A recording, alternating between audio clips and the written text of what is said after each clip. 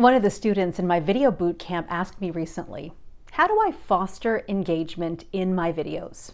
I took this to mean, how do I get people to pay attention to what I have to say and take action? And I thought, this would make a great video. So here it is. Today I'm going to share with you some ways to create a connection with your audience. And once you create that connection, you can also foster engagement with your viewers. Thank you so much for watching. I'm Cheryl Tan, the founder of Master Video Today, a community that offers training, accountability, and support for video creators at all levels. Let me just say that this is not easy. It takes time, it takes practice, it takes the willingness to show up. But if you're ready, and if you put in the time, then it can be pretty powerful. First, I'd love to hear from you. What is the toughest thing you have been struggling with as it relates to fostering engagement with your viewers? When it comes to getting your viewers' attention, what is frustrating about that? For me, the problem has been consistency, and I know it. There are so many other things to do in my business that creating engaging content sometimes falls by the wayside.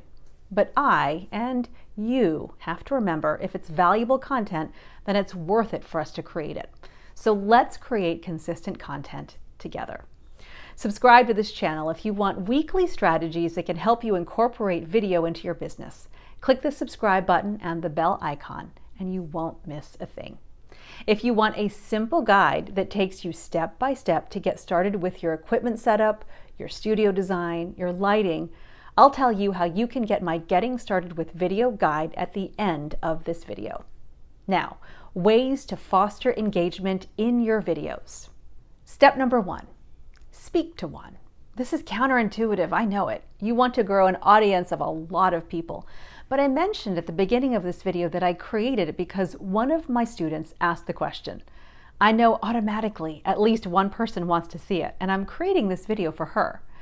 I also know if one person asked the question, then other people are asking it as well. I'm going to send this video to those people. I do have an email list, a Facebook group, a LinkedIn following, and followers on Instagram who just might want to hear more about what I'm talking about in this video. Or maybe they know someone they could pass this on to.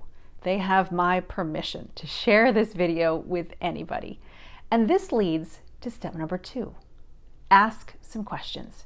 You can do this whether you're doing a Facebook Live or an Instagram Live, or if you're doing a pre-recorded video like I am right now. You can ask questions. I asked you earlier about some of the struggles you're having with engagement. You can ask questions that are easy to answer in your videos, questions that your audience can't help but answer, like, what's your favorite business book? Or would you rather spend time at the beach or the mountains? Beach all the way for me, by the way.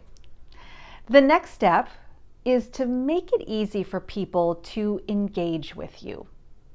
If you want people to comment on your YouTube videos, well, make sure that comments are turned on.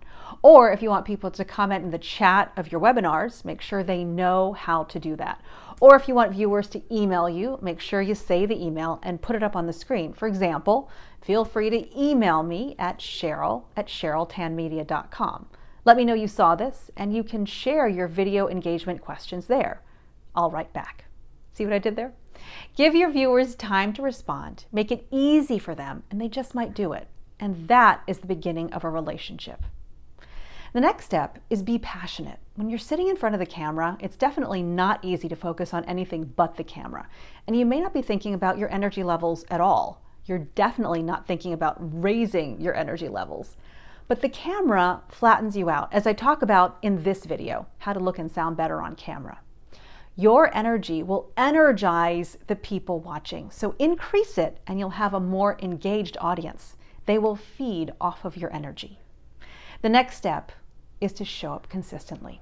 This is probably the most important thing because out of sight, out of mind.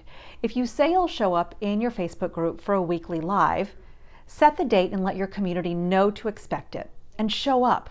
Once you start to show up consistently, you'll be able to gauge what is and what is not working in real time. What kind of engagement do you receive in your videos? What has been frustrating, or what have you learned about fostering engagement through video? Are these tips helpful? I'd love to hear about it in the comments. You can download the Getting Started with Video guide, which you can find in the description below, and watch this video next.